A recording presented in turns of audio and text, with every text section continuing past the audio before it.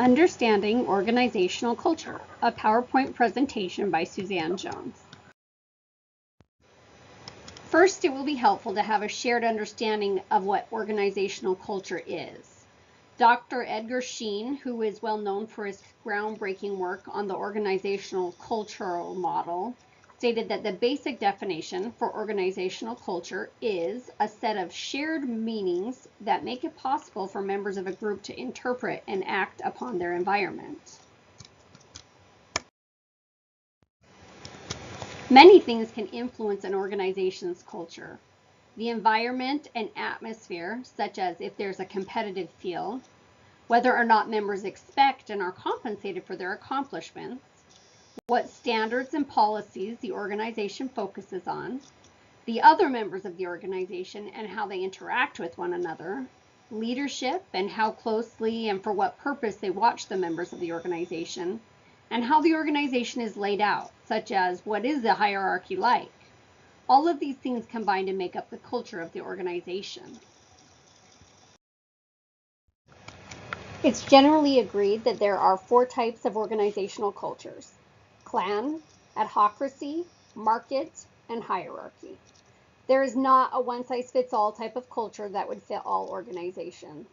Each company first has to decide what needs and goals the company has, and then they need to establish the culture that will best fill these needs. Many cultures are separated by industries, though some of the industries do cross the lines. Every company has different standards, outcomes, and expectations, and the culture of the company should reinforce those company goals.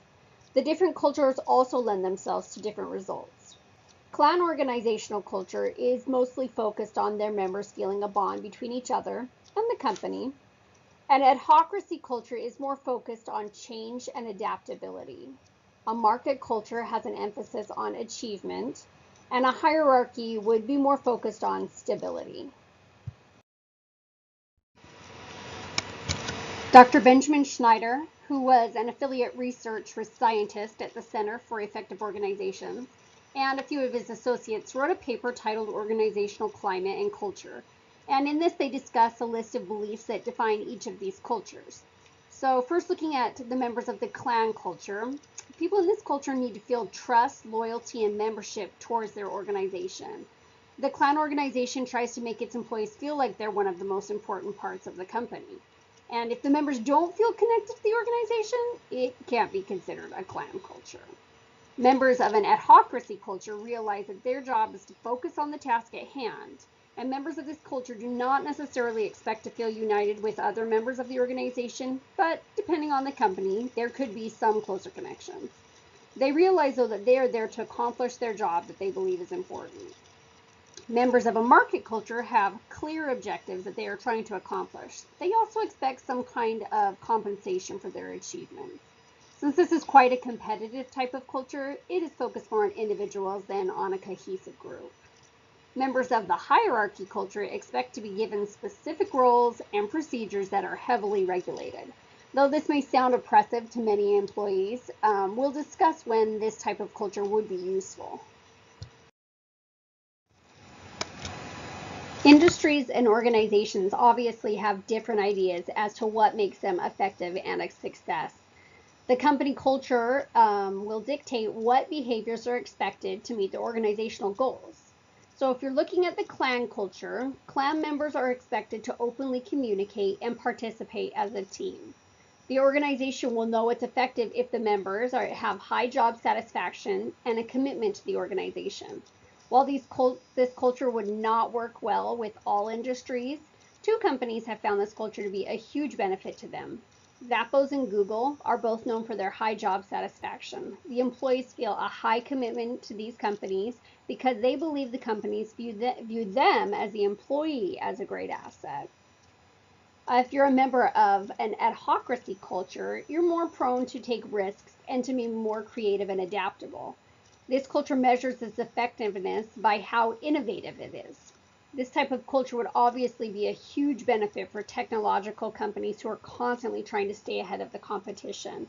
An example of this culture can also be seen in the movie Apollo 13, when a group of people are expected to come up with an innovative solution at a moment's notice.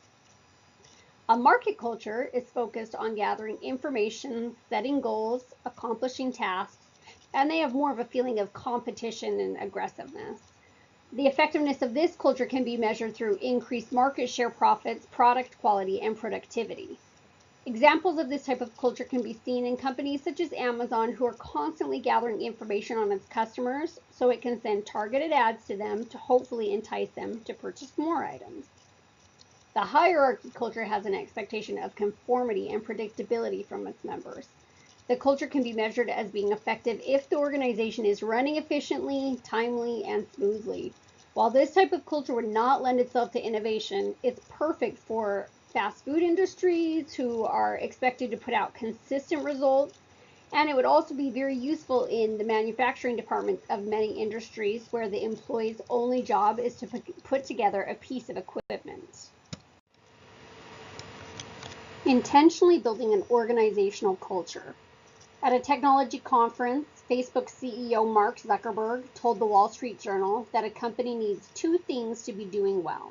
One, to have a clear direction, and two, have great people to execute the ideas. No matter what the organization is, intentionally shaping the company culture will help with both of these goals. Why is it even important to actively shape an organization's culture? Professor Eric Embry of BYU Idaho stated that leaders are the guardians and shapers of culture within an organization. If you are a leader in an organization and you are not tuned into the culture and intentionally trying to influence it in positive ways, you're just leaving it to chance. He goes on to state that a culture will develop with or without the leader's guidance, but that it's leaving it totally up to chance whether the culture will end up being either incredibly positive and useful or end up being something that actually drags the company down. Professor Embry gives a warning to leaders concerning their organizational culture. He said that if you as a leader are not paying attention to that and you are not seriously trying to influence it, then you are failing. A scholarly study entitled Innovation or Imitation: The Role of Organizational Culture helps confirm the need for intentionally creating an organizational culture. The study discusses an investigation that was made concerning what effect the culture of a company has on innovation. One of the findings stated that the culture can actually stimulate innovative behavior among members of an organization, since it can lead them to just accept innovation as a basic value of the organization and can also foster commitment to it. So if a company depends on innovation to succeed, they would want to make sure that they are creating a culture that leads to this.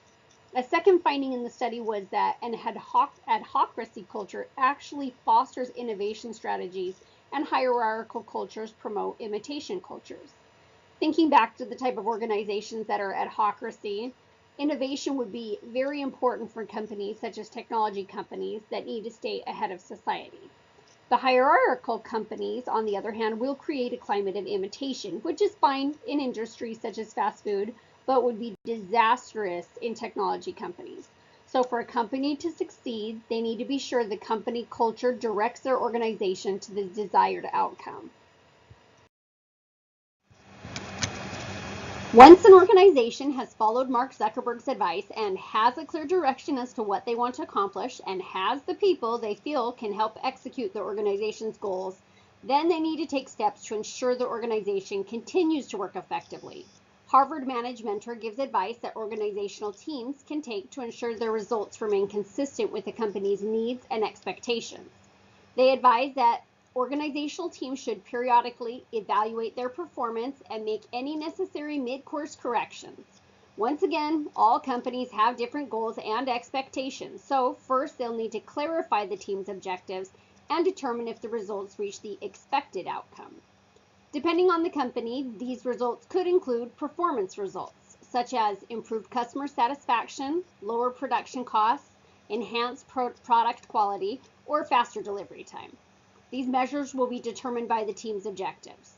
Contrarily, the desired results may be improved cultural qualities, such as increased commitment to teamwork, level of individual participation and leadership, collaboration and information sharing, conflict resolution, credibility and trust, positive interpersonal relationships, a willingness to make changes and take risks, and individual and team learning. Notating whether the team accomplished its goals or not is only the first step in evaluating. They should also check how well it accomplished those goals and how smoothly the team functioned. Creating and maintaining a good organizational culture is imperative, but it takes forethought and maintenance. Actively seeking to improve an organization's culture, however, will pay off dividends in the end for the organization.